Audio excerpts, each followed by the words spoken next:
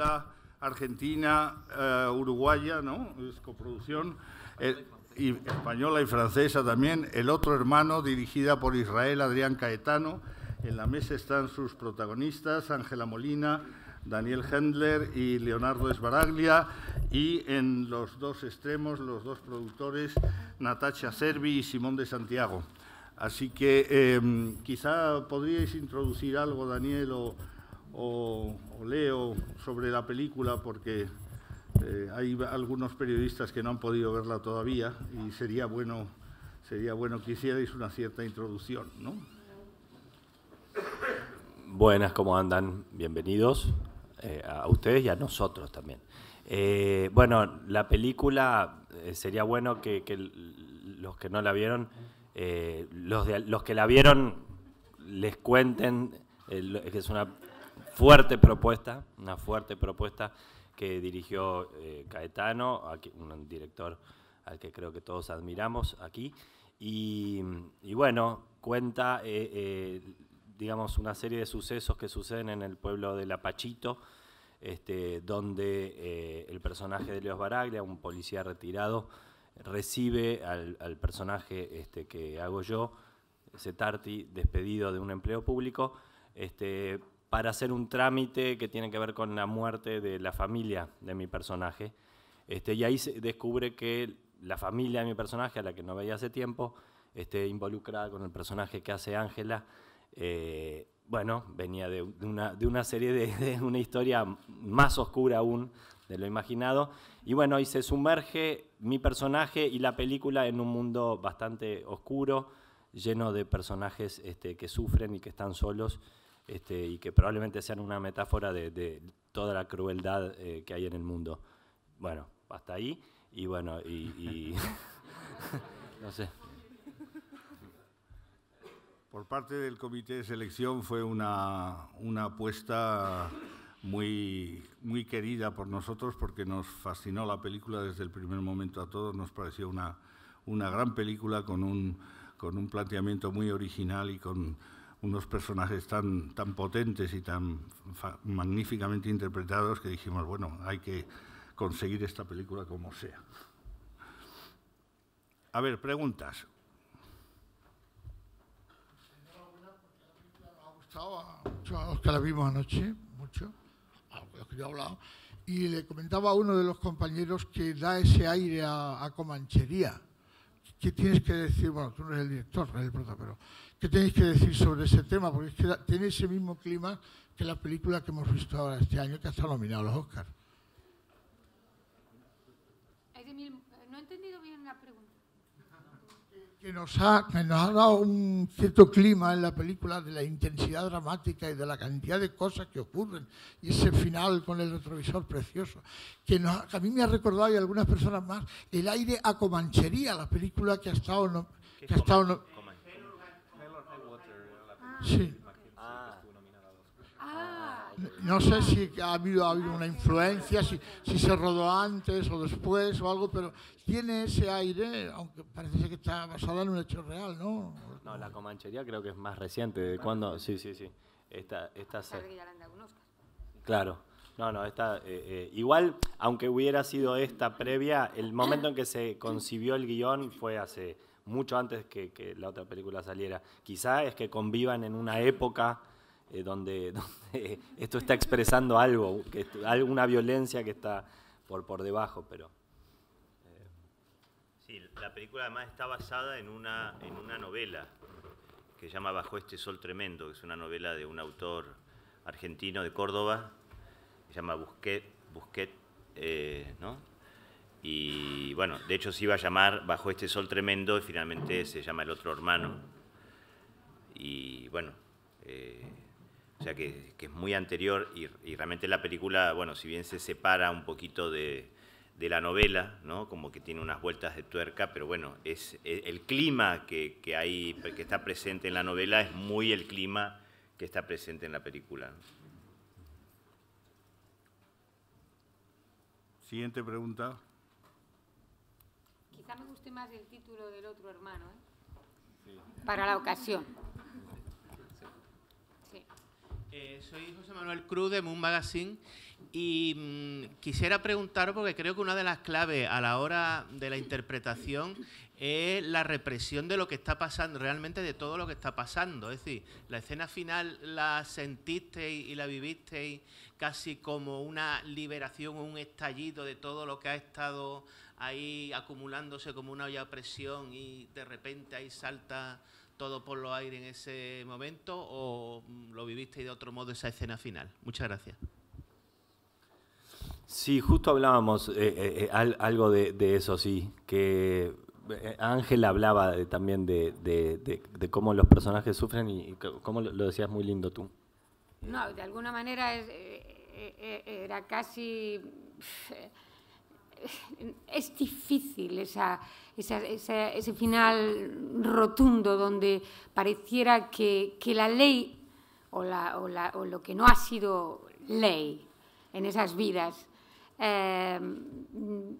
llegue de alguna manera a no soportar más. O sea, quiero decir, cuando estás fuera del lugar que corresponde a lo humano tanto tiempo y estás sopra las líneas ya de lo indecible, de lo insoportable, tanto tiempo, están ya bajo un dominio que no es ni el suyo propio, eso es como el mal termina, ¿no? en esta situación, aniquila todo lo que puede ser superado.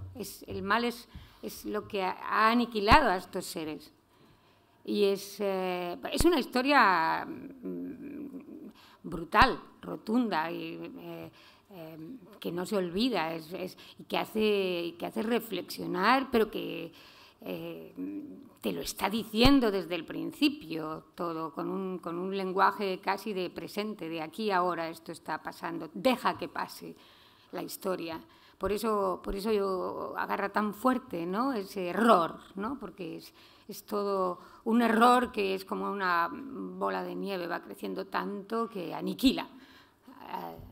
En fin. Pero tú decías que al final algo también se acomoda sobre esto de la liberación.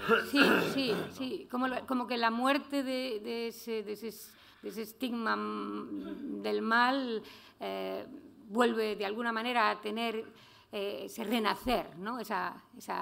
Establecer esa justicia, ¿no? En algo que dices, casi que mejor que sea así, que no siga haciendo daño, ¿no? O sea, pero es una brutalidad, porque entonces vuelves a lo mismo. En fin, es una alta reflexión filosófica. Filósofo es el que ya no se hace preguntas, ¿no? No, pues más allá del asesinato de las personas, al final hay algo metafórico, sí, de un sufrimiento que deja de vivir, de una desesperación, algo más allá de que no estamos de acuerdo con la justicia por mano propia, es una metáfora, una película, entonces hay algo que se alivia al final, creo yo, en la película, así de ese sufrimiento extremo. Sí, totalmente. Conchita.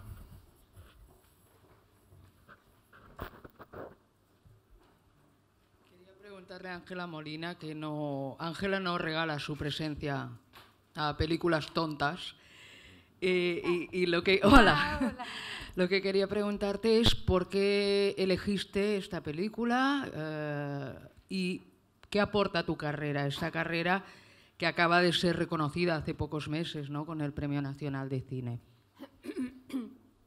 Fíjate que esta mujer, tanto mi personaje como el otro personaje de mujer en esta historia terrible, yo pienso que siempre imaginé que esa mujer era una mujer que había llegado allí por amor, que se había enamorado de este hombre, que había empezado a creer en esa familia, que había empezado a sufrir a partir de la muerte de su primer hijo y del abandono, y ahí empieza a sentirse sin raíces, porque llega allí con la raíz del amor, pero empieza a perder su raíz porque este hombre la maltrata con una magnitud y un poderío que la deja sin ninguna condición de ser humano. O sea, está perdida en ese desierto donde nadie se trata, donde todo el mundo sobrevive y mal, donde no pasa nada, donde no se espera nada. Lo único que tiene es ese hijo por el que vive y ese hijo, ella intuye, porque ni siquiera quiere saberlo, que se ha ido por un lado incontrolable, con un ser que es la maldad personificada, aunque lo siento, te adoro, pero eres un perro.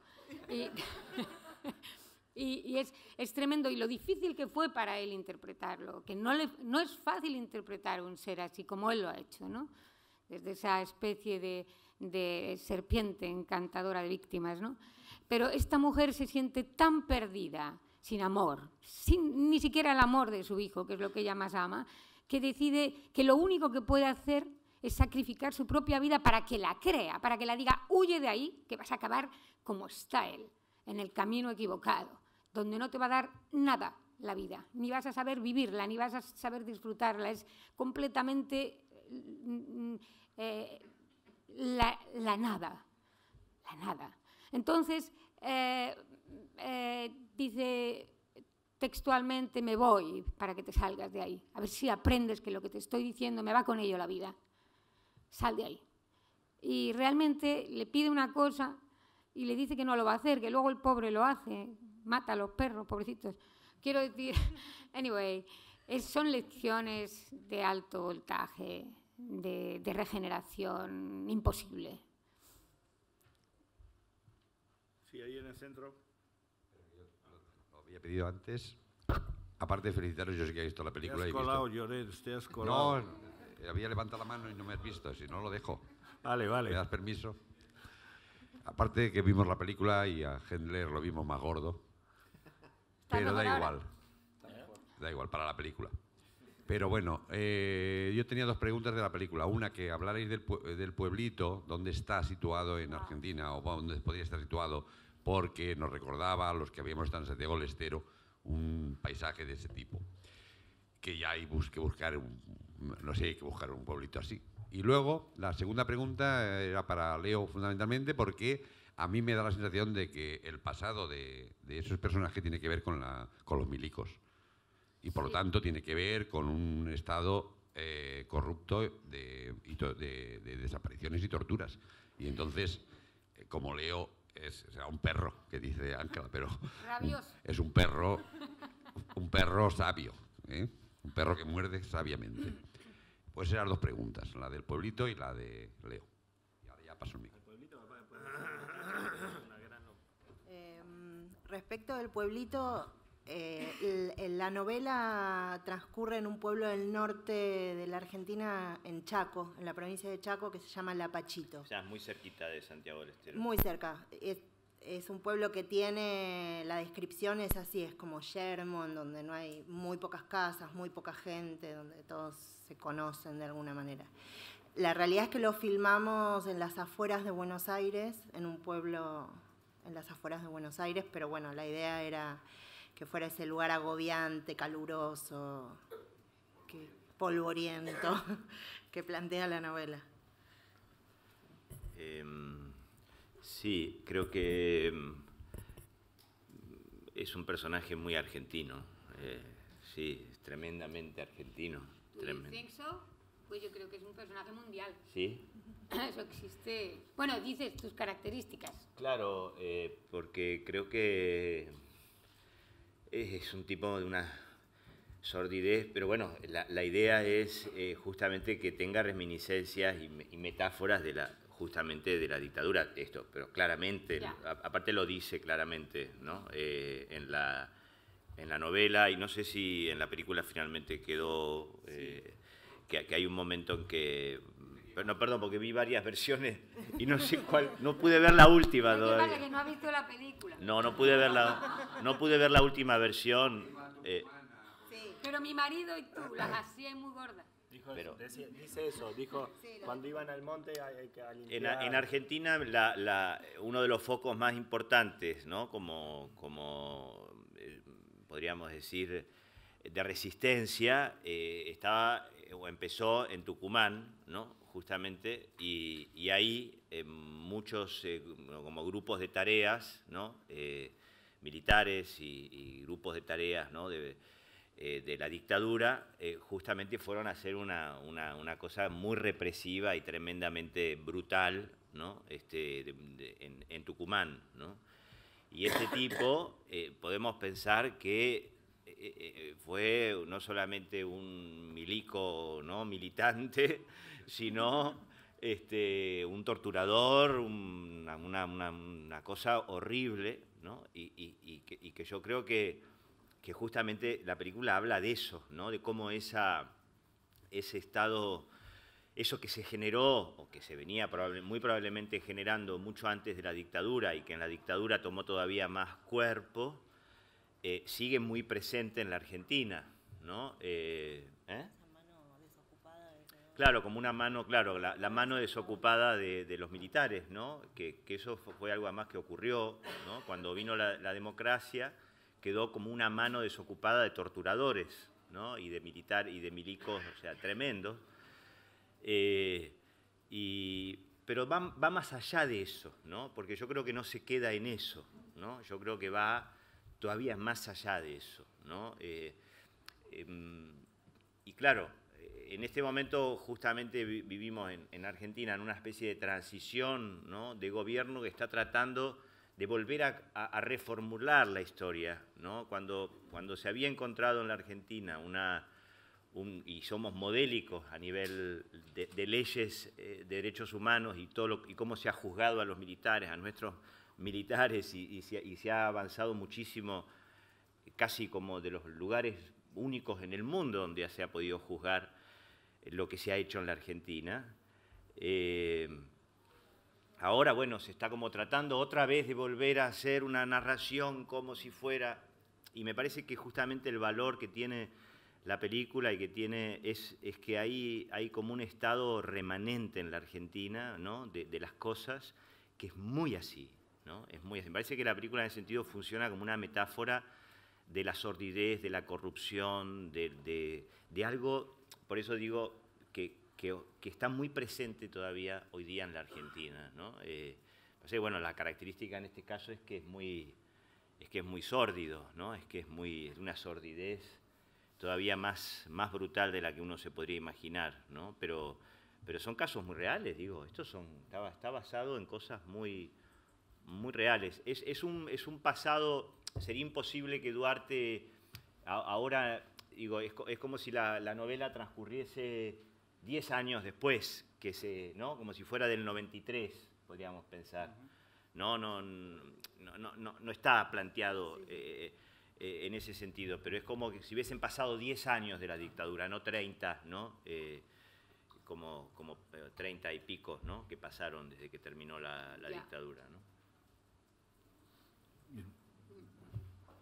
¿Fue claro? Sí. Sí. ¿Quieres agregar algo? Bueno, mi pregunta iba un poco relacionada con esta, aprovechando que está Leonardo Sbaraglia. Vimos Nieve Negra por la Mañana, y que tiene, siendo las dos películas muy diferentes, muy distintas, algunos puntos en común, esa degradación de los personajes, esa miseria moral que se va adueñando un poco de todos, y también me llamó la atención la obsesión por el dinero, por lo material, que hay en las dos películas, en esta quizá más, ¿no?, de que es el único valor al que se pueden agarrar, lo único que interesa a todos los personajes, ¿no? Eso por una parte quería que me lo comentarais, ¿no?, que es universal. Yo no sé si también es algo muy específico de la sociedad argentina, después de lo que has hablado, ¿no? Y la extrema violencia que hay en la película. Hay momentos en que tienes que apartar un poco la vista, ¿no?, como lo visteis vosotros. Y luego un comentario para Ángela Molina, que por mucho que se empeñen los directores en sacarla harapienta, con greñas y tal, es imposible sacarla fea. Siempre está hermosa, ¿no?, y guapa. Bueno, mientras pueda contemplar a mi humilde personaje, ya soy feliz.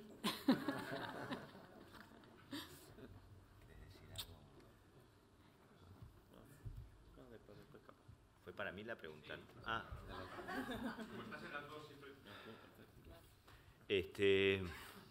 Sí, la verdad que no, está bien lo que decís, ¿no?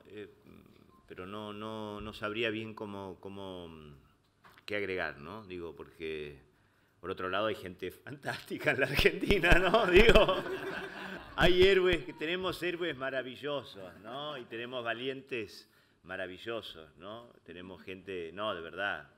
Saben sacar arte hasta desde donde no se puede. Sí. Que es la maldad. No, tenemos gente en la Argentina, no, claro, digo, porque nos pintamos, pero bueno, así como justamente están las dos caras de la moneda, ¿no? Digo, creo que hay gente valiosísima, pero bueno, es cierto que en las dos películas el tema de la... Pero va más allá del dinero, ¿no? Es como algo de la rapiña, ¿no? Es la rapiña, es el carancho, ¿no? Las obras ¿no? Es como si fuera mucho más allá, es no solamente la pelea, sino que es ir a buscar las monedas, ¿no? Las sobras de la basura, ¿no? Las sobras de la mierda, ¿no? Es como si no alcanzase, ¿no? Como si...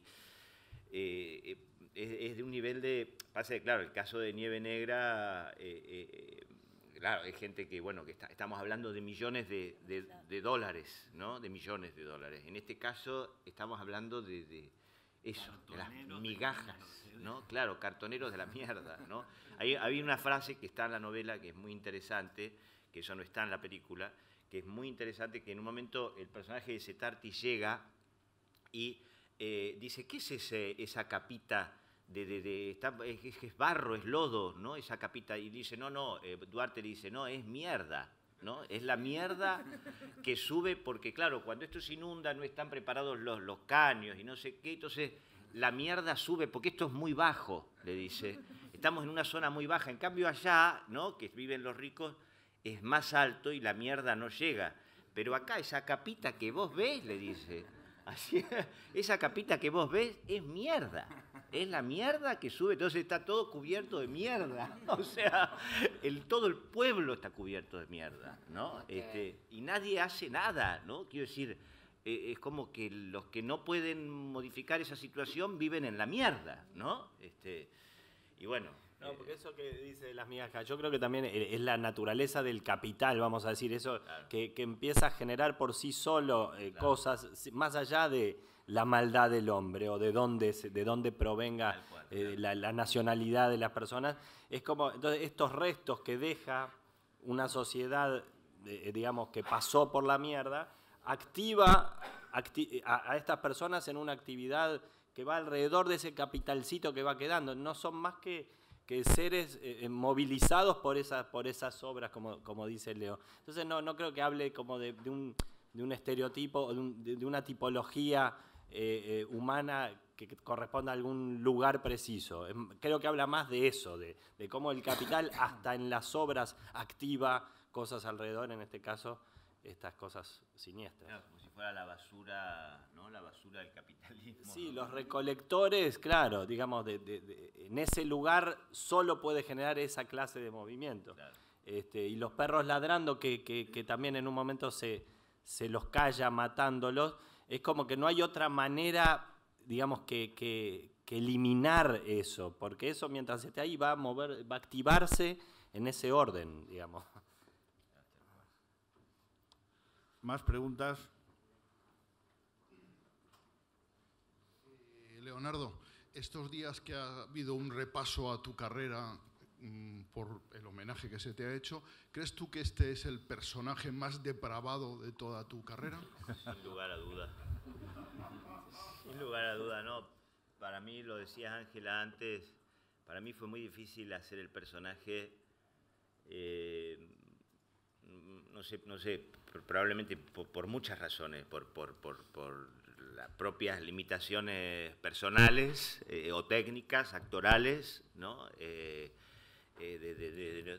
no estar preparado, ¿no? Digo, yo cuando me lo ofreció Adrián, el director, bueno, yo me imaginaba una cosa, ¿no? Como que quizás era un camino más fácil, ¿no? Que el que me propuso Adrián, ¿no? Me imaginaba una cosa más concreta, ¿no? Como un tipo terrible, sórdido, siniestro, pero en un color. Y Adrián justamente siempre lo concibió con un gran carisma al personaje, ¿no? Con un gran humor, ¿no? Como si fuera casi un capo cómico, ¿no? Y bueno, por supuesto me costó muchísimo entrar en eso y sí, yo creo que es lo más... Y me costó, pero bueno, por suerte, cuando uno tiene un gran director, ¿no? Con el cual trabaja, podés confiar y podés apoyarte y podés... Pero yo estaba todo el tiempo como si nunca tocaba el piso, ¿viste? Nunca pude tocar el piso, o sea, estaba todo el tiempo, era empezar a rodar y empezaba el barrilete, ¿no? Como se dice el barrilete, como se dice la cometa. Empezaba a salir, ¿no? A 2-3 metros del suelo y nunca podía tocar tierra, ¿no? ¿Viste cuando sentís como actor que no podés tocar, no te puedes agarrar a nada de lo que conozcas? A nada, no había ningún lugar de donde agarrarse, ¿no? Era pura confianza en lo que estaba escrito y en Adrián, ¿no? Y en Daniel, ¿no? Y en Ángela en su momento, pero en mis compañeros, pero sobre todo en Adrián, en el sentido de que él lo tenía muy claro, él se lo había fijado acá al personaje. Entonces, yo tuve que tratar de hacer lo que él había soñado, ¿no? Y sin lugar a dudas, son esos personajes, yo siempre lo digo, ¿no? Como que uno más o menos puede ser más o menos versátil, ¿no? Entre acá y acá, ¿no? Tenés un rango. Y de pronto el tipo Adrián, ¿no? El director me puso acá, ¿no? Como que me sacó de acá y como que me dice, pero no tenés que hacer esto. Vos sos, no sé qué, no tenés que hacer esto, tenés que hacer esto. ¿No? Y me agarró y me dice, entonces fue muy difícil, pero bueno. Está claro que el personaje no tiene remordimientos. Leonardo, ¿por las noches tenía remordimientos? No, en absoluto. Yo la pasé, al mismo tiempo fue muy costoso hacerlo, pero no por cuestiones, no sé, morales porque es un personaje, ¿no? Y me encantaba hacerlo, me encantaba poder, lo que cuenta la película me parece maravilloso, ¿no? Entonces no tenía ninguna... Pero cuando lograba hacerlo me sentía mucho placer, ¿no? Porque para un actor encarnar una cosa así tan diferente a uno y una cosa tan así, es un placer muy grande. Pero te repito, fue por momentos yo lo miraba a Daniel y decía, che, ¿qué estoy haciendo? Por favor, tirame un cable, porque no, decía, ¿qué estoy haciendo? ¿No? Pero se ve que y además tenía pasar. Caetano como un montado arriba, como domando el caballo todo el tiempo, o sea, porque era entre los dos, entre Adrián y yo, era un personaje indomable. Indomable y hasta en los contraplanos me dirigía, me decía, ¡no! ¡Escúchame! No sé qué, levantá la cabeza, ¿no? Era como... y era, sí, pero me parece que es interesante, o sea, ¿cuál es la reflexión que yo puedo hacer al respecto? Que a veces para hacer buenas actuaciones hay que pasar por un nivel de ridículo atroz, ¿no? Claro, hay que perder absolutamente, hay que salir, ¿viste? Esta famosa frase del yo adelante, el ego, que tiene que salir, hay algo de eso que yo lo aprendí muy bien en este personaje, tiene que pasar por el ridículo y por la sensación de que va a ser un ridículo y que después podés caer parado. Pero tenés que pasar por esa sensación de que estoy haciendo un ridículo total, ¿no? Y es interesante esa situación, a mí en lo personal, como aprendizaje personal, más allá de haber hecho un personaje mejor, peor, más malo, no tiene que ver sino con algo completamente diferente, ¿no? Y eso es muy rico y eso es lo que más me queda, ¿no? Como aprendizaje. Ya veis el juego que nos dan los argentinos en las ruedas de prensa, ¿eh? Esa es la razón por la que hemos ampliado el festival. A ver, siguiente pregunta. Sí, Caetano está trabajando. Está rodando, hoy rodaba. Mañana empezaba. Por eso no ha podido estar con nosotros. ¿Más preguntas?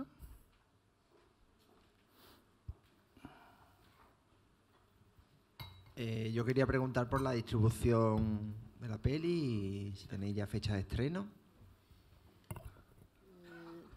Sí, la peli tiene fecha de estreno en Argentina el 30 de marzo, ahora, dentro de poco. Y después, veremos a ver qué pasa en el resto del mundo. Acá, de momento, en principio, estamos planteando una estrategia más de estreno directamente en plataforma online. Eso es lo que se está planteando a día de hoy. Vamos a ver qué pasa aquí. Hay Uruguay el 12 de abril. Uruguay va en abril. Una pena, ¿no es 12 cierto? de abril. Con lo interesante que es la experiencia en la sala. habría que convencerlos a ver si golpeando todos. Tratadla muy bien y veremos. Eso esperamos. Sí. Le quería preguntar, bueno, si gana el premio, gana la Biznaga, la presentaréis en cine, ¿no? Bueno, todo es verlo. Vamos a ir pasito a pasito. Es una película que nos encanta, o sea, y de hecho pues es una película en la que entramos en coproducción porque el guión nos pareció que era espléndido, que era uno de los mejores guiones que he leído en mucho tiempo. Esa mezcla que tiene de cine negro con tremendismo y con un humor negro muy fino que está en la película, ¿no? Y bueno, nos lanzamos a ella, pero bueno, es cierto que es una película que en el paisaje actual de la exhibición en España pues es complicada, por lo que estamos diciendo, porque es una película muy sórdida, muy oscura, pero sin duda es una gran película. Entonces, bueno, pues haremos lo que nos parezca lo más apropiado para la película. Dice que aquí no quieren destapar ollas, que están todas las ollas. Aquí las ollas siguen tapaditas. Sí. Siguiente pregunta. Y se ve lo que se cuece. Sí. ¿Más preguntas?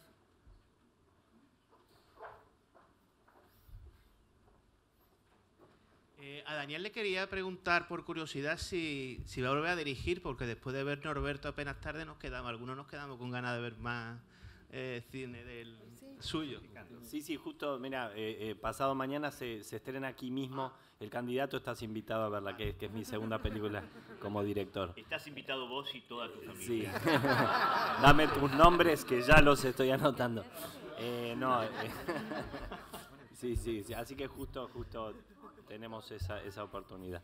Sí, el candidato es una muy buena película. El candidato es la representación oficial en la sección oficial de Uruguay y la dirige Daniel. O sea, Y acaba de ganar el premio al mejor director en Miami.